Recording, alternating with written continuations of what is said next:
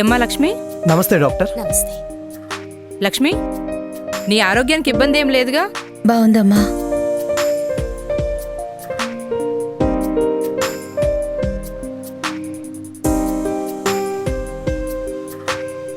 పాప కూడా హెల్దీగా ఉంది. రేపు ఉదయం 10 గంటలకు తల్లి బిడ్డల్ని డిశ్చార్జ్ చేస్తాం. మీరు మీ ఇంటికి తీసుకెళ్లొచ్చు.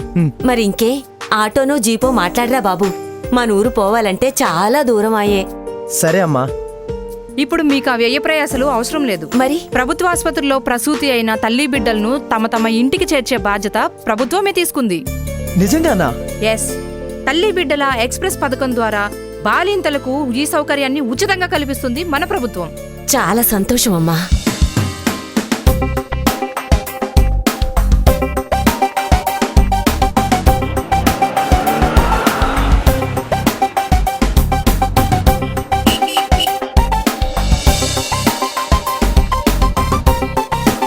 ప్రసూతి అయిన మహిళలకు ప్రభుత్వం అందిస్తున్న సౌకర్యం తల్లి బిడ్డ ఎక్స్ప్రెస్ పథకం.